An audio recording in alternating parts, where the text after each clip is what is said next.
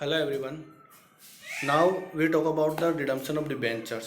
पिछले क्लास में हमने पढ़ा रिडम्पशन ऑफ डिबेंचर्स क्या होती है, कंडीशंस क्या होते हैं, डीआरआर डिबेंचर रिडम्पशन रिजर्व क्या होता है, उसके प्रोविजंस क्या होते हैं, इससे रिलेटेड हमने पढ़ा था। और general and redemption of debentures के कौन कौन से मेथड होते हैं, जिसमें हम पढ़ा lump sum method, out of capital method, out of profit method and instalment method, जिसमें capital method, profit method and lump sum method हम पढ़ चुके हैं और उनकी से रिलेटेड जनरल एंट्रीज हम पढ़ चुके हैं। Today we are talking about the next method, redemption of debenture in instalment. अगर रिडम्पशन ऑफ डिबेंचर, जैसा हमने कंडीशंस में पढ़ा था कि जब आप रिडम्पशन ऑफ डिबेंचर्स करते हो तो फर्स्टली आपको क्या करना पड़ता है, लमसम करना पड़ता है, एंड सेकंड आप क्या करते हो, इंस्टॉलमेंट में कर सकते हो। हमने लमसम का पढ़ चुके हैं, जनरल एंट्रीज पढ़ चुके हैं। यदि हम रिडम्पशन और डिबेंचर इंस्टॉलमेंट में करें तब क्या जनरल एंट्रीज करनी है, उसके बारे में हम अब पढ़ते हैं। The company can redeem its debentures by payment in each year, a part of debenture being selected by draw. That company can redeem its debentures by payment in each year, part of debenture being selected by draw. Her year पे redemption करती है, किसके द्वारा, draw के द्वारा, जो अपने lottery system के द्वारा जो रिडम्पशन होते हैं उनका करती है per year, time to time in instalment. The holders of the debenture, यानी debenture holders which are drawn out, जो are repaid the amount at par or at premium according to the term of issue.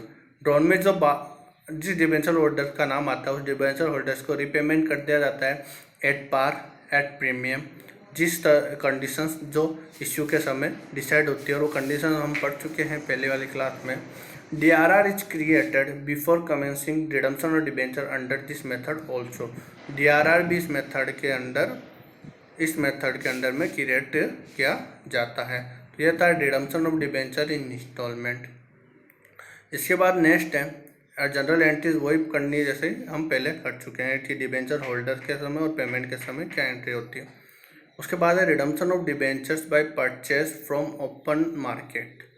अगर open market से आप purchase करके फिर redemption debenture करते हो तो उसके क्या मेथड्स है, like shares debenture are also transfer from one person to another. Company can discharge the liability in full or part by purchasing its own debenture from the open market provided it a company purchased its own debenture when the interest rate on debenture is higher than the market interest rate.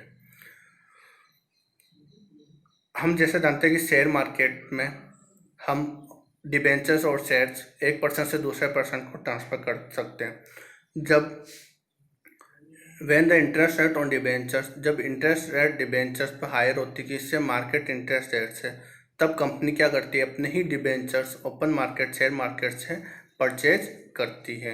Then DRR create होता है। तो before the purchase of debenture for cancellation the company should maintain balance of DRR of an amount at least equal to 25% of the debenture outstanding. जैसे हम पहले पढ़ चुके हैं कि कितना एटलीस्ट कितना डिबेंचर फेस वैल्यू का DRR क्रिएट करना जरूरी है, 25% DRR क्रिएट करना कंपलसरी है। Note, if no information in the question, अगर क्वेश्चन में इंफॉर्मेशन अवेलेबल नहीं हो, it is assume that the company has advocate balance in DRR before initiating the purchase of debenture for cancellation. Also assume that required investment is made. अगर कोई information question में कुछ भी available नहीं है तो हमें एज्यूम करना है कि एडवोकेट बैलेंस DRR का क्रिएट किया जा चुका है और इन्वेस्टमेंट भी मेड हो चुका है, इन्वेस्टमेंट भी किया जा चुका है। ये हमें अजम्पशन लेनी है अगर क्वेश्चन में इंफॉर्मेशन अवेलेबल नहीं हो। व्हेन डिबेंचर आर परचेज, जब debenture purchase in open market at price equal to nominal value of debenture, जब डिबेंचर ओपन मार्केट में परचेज किए जाते हैं और उसकी प्राइस किसके इक्वल होती है, नॉमिनल वैल्यू ऑफ डिबेंचर्स के इक्वल होती है। तो व्हेन डिबेंचर्स आर परचेज, जब डिबेंचर्स परचेज किए जाते हैं तब एंट्री होती है own debentures account DR to bank account. ये डिबेंचर्स परचेज की एंट्री है। और for cancellation of own debentures इसकी एंट्री होती है percentage of debenture account debit to own debentures. तो सबसे पहले परचेज की एंट्री करनी है own debenture account debit to bank. फिर कैंसिलेशन की एंट्री करनी है, परसेंटेज ऑफ डिबेंचर, परसेंटेज यानी जितने परसेंट इंटरेस्ट रेट जो डिबेंचर्स की होती है वो account debit to own debenture. Next we talk about when debentures are purchased at a price below the nominal value of debenture। जब डिबेंचर नॉमिनल वैल्यू से कम value पर परचेज किए जाते हैं तब सबसे पहले तो परचेज की entry own debenture account debit to bank account, और वो एंट्री आपको करनी है परचेजिंग को, जिस प्राइस पर आप अपने डिबेंचर परचेज कर रहे हो। सेकंड, फॉर कैंसलेशन, कैंसिल की एंट्री करनी है debenture account debit to own debenture account to gain on cancellation of own debenture. Debenture account को डेबिट करनी किससे, नॉमिनल वैल्यू से। फिर टू ऑन डिबेंचर अकाउंट इसको क्रेडिट करना है परचेज अमाउंट से। फिर to gain on cancellation of own debenture इसको क्रेडिट करना है कि अगर हमने जो प्राइस बिलो से करना है जितना आपको गेन हुआ है उस गेन अमाउंट से आपको क्रेडिट करना है gain on cancellation of debenture account. Profit on cancellation of debenture is a capital profit and therefore it is transferred to capital reserve account। अगर आप नॉमिनल वैल्यू से कम प्राइस पर डिबेंचर परचेज करते हो तो यह एक तरह का कैपिटल प्रॉफिट होता है जिसको आप किस में ट्रांसफ़र कर देते हो, कैपिटल रिजर्व अकाउंट में ट्रांसफ़र कर देते हो। तो प्रॉफिट ऑन कैंसिलेशन और redemption of own debenture account debit to capital reserve account. हमने डिबेंचर्स परचेज किया या एट नॉमिनल वैल्यू या फिर लोअर देन नॉमिनल वैल्यू। आगे अगर डिबेंचर्स आप अपने परचेज करते हो higher than the nominal value तब आपको एंट्री क्या करनी है, when debenture are purchase, debenture purchase की एंट्री करनी है own debenture account debit to bank account purchasing price से। For cancellation of own debenture, debenture account debit nominal value, loss on cancellation of debenture account, जो higher price आपने pay किए nominal value से ज़्यादा उस price से debit हो जाएगा, loss on cancellation of own debenture, और to own debenture with purchasing cost से क्या हो जाएगा, क्रेडिट हो जाएगा। अब हमने डिबेंचर परचेज नॉमिनल वैल्यू पर परचेज कर लिए, लोअर वैल्यू पर परचेज कर लिए, हायर वैल्यू पर परचेज कर लिए। यदि आप अपने डिबेंचर्स ओपन मार्केट से परचेज करते हो और इन्वेस्टमेंट परचेज, इन्वेस्टमेंट के अगेंस्ट अगर आप परचेज करते हो तब आपको क्या जनरल एंट्री करनी है, उससे रिलेटेड एंट्री करते हैं। सबसे पहले on purchase of own debentures, interest investment in own debentures account debit to bank, investment in own debentures account debit to bank with purchasing cost है, क्योंकि हम इन्वेस्टमेंट पर्पज से कर रहे हैं इसलिए investment in own debenture account आपका क्या हो जाएगा, डेबिट हो जाएगा। द कंपनी में decided to resell of own debenture, अगर कंपनी डिसाइड करती है कि वापस रीसेल करना है परचेज करे हुए अपने डिबेंचर्स को तब क्या एंट्री करनी है, तब एंट्री करनी है bank account debit, bank account sale price to investment in debentures, जो डिबेंचर की कॉस्ट है वो अगर प्रॉफिट हो रहा है तब तो क्रेडिट करना है gain on sale of investment in own debenture, और यदि लॉस हो रहा है रीसेल पे तो रीसेल को क्या करना है, क्रेडिट करना है loss on sale of investment in own debentures account debit. तो ये ध्यान रखना है कि रीसेल की वापस एंट्री करनी है ऑन परचेज की तो bank account debit selling price to investment in own debenture, जितनी डिबेंचर की कॉस्ट है वो, यदि प्रॉफिट हुआ है तो गेन डेबिट हो जाए, क्रेडिट हो जाएगा, और यदि लॉस हुआ है तो लॉस डेबिट हो जाएगा। अब हमें जो प्रॉफिट और लेस हुआ है इन्वेस्टमेंट पे उसको हमें ट्रांसफ़र करना है P&L अकाउंट में। जैसा कि हमने पहले गेन जो हुआ था उसे क्रेडिट किया था तब इसे डेबिट करना है, the gain on sale of investment in own debenture account debit to statement of P&L account, उसको P&L अकाउंट में क्रेडिट करना है। इसी तरह on transfer of loss on sale of investment का क्या करना है आपको, statement of P&L account debit to loss on sale of investment in own debentures account. इसके बाद इम्पोर्टेंट नोट ध्यान रखना कि जो आपको प्रॉफिट हुआ है इन्वेस्टमेंट को उसको P&L अकाउंट में दिखाना है इनकम के अंडर में, और जो एक्सपेंडिचर जो लॉस हुआ है उसको इनकम अकाउंट में एक्सपेंडिचर पे डिपेंड करना है।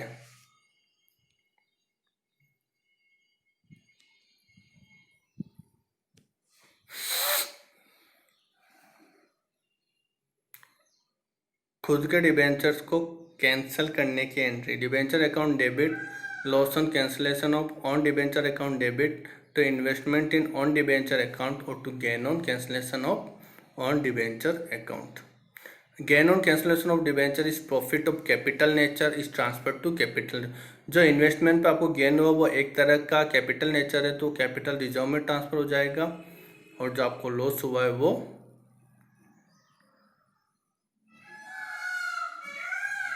अंडर P&L अकाउंट में आपको डेबिट साइड में शो करना होगा। On transfer of gain on cancellation, तो गेन ऑन जो गेन हुआ उसको कैपिटल रिजर्व उसको ट्रांसफर करना आपको, तो gain on cancellation of own debenture account debit to capital reserve account. और treatment of investment in own debenture in the balance sheet, इसका बैलेंस शीट में कैसे होगा कि own debenture purchase for investment purchase are shown at cost in the assets part of the balance sheet under the current assets and सब at current investment. तो current assets के current investment head में आपको investment जो debentures purchase के उसको show करना है। When a company purchases its own debentures and has not cancelled them, यदि कंपनी ने अपने डिबेंचर्स परचेज किए और उनको कैंसिल नहीं किया है तो interest become due on this debenture also, तो डिबेंचर्स पे इंटरेस्ट ड्यू हो जाता है। Then the company will debit interest on total debenture including own debenture held by it, and however it will pay interest only on debentures held by outsider, interest on debentures in retained by the company। यदि on debentures cancel नहीं किए जाते हैं company के द्वारा तो उस पर इंटरेस्ट ड्यू हो जाता है। यदि इंटरेस्ट ड्यू हो जाता है तो कंपनी डेबिट करती है किससे, इंटरेस्ट ऑन टोटल इंटरेस्ट, तो जो डिबेंचर्स पे टोटल होता है उसको डेबिट करती है, और उसमें इंक्लूड होता है जो ऑन डिबेंचर जो खुद के द्वारा हेल्ड किए गए हैं, तो आउटसाइडर्स को पे हो जाता है, और बाकी ऑन डिबेंचर्स पे जो इंटरेस्ट होता है वो कंपनी खुद के लिए कंपनी में रिटेन कर लेती है।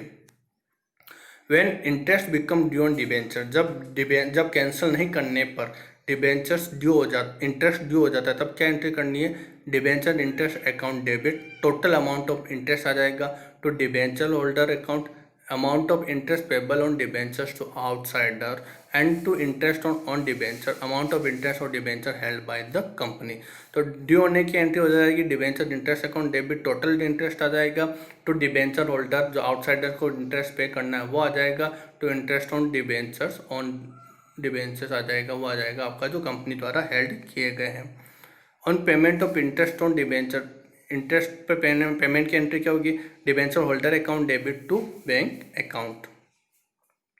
इसके बाद debenture interest account is shown in the statement of P&L account expense part under the finance को, और इसको P&L अकाउंट में हम शो करते हैं, और interest on debenture account shown in the part under the head other income, इसको हम अदर इनकम में शो करते हैं। तो हमने रिडम्पशन ऑफ डिबेंचर्स के सेकंड पार्ट में हमने पढ़ा, जो नेक्स्ट मेथड वो पढ़ी थी इंस्टॉलमेंट पे, और ये उसके बाद हमने पढ़ा था कि आप ओपन मार्केट से परचेज करते हो अपने ही डिबेंचर्स, तो उसकी जनरल एंट्रीज और उसका अकाउंटिंग ट्रीटमेंट क्या होता है, उससे हमने पढ़ा कि आपको ओपन मार्केट परचेज की एंट्री करनी है, उसके बाद उसकी कैंसिल की एंट्री करनी है। कैंसिल में भी अगर आप नॉमिनल वैल्यू पर परचेज करते हो या हायर वैल्यू पर या लोअर वैल्यू पर, तो उसकी अलग अलग एंट्रीज होती है। उसके अलावा अगर इन्वेस्टमेंट पर्पज से आप परचेज करते हो तो उसकी अलग अलग एंट्री पड़ी, उसमें भी हमने पढ़ा अगर गेन और लॉस हो तो उसको इनकम स्टेटमेंट में दिखाया जाता है। तो विभिन्न तरह के हमने ये पढ़ा, और ये भी पढ़ा अगर आप कैंसिल नहीं करते हो तब आपका उसका इंटरेस्ट ड्यू हो जाता है, और इंटरेस्ट ड्यू होने पर उससे रिलेटेड हमने जनरल एंट्रीज पढ़ी थी। तो ये हमने रिडम्पशन ऑफ डिबेंचर्स पूरा कंप्लीट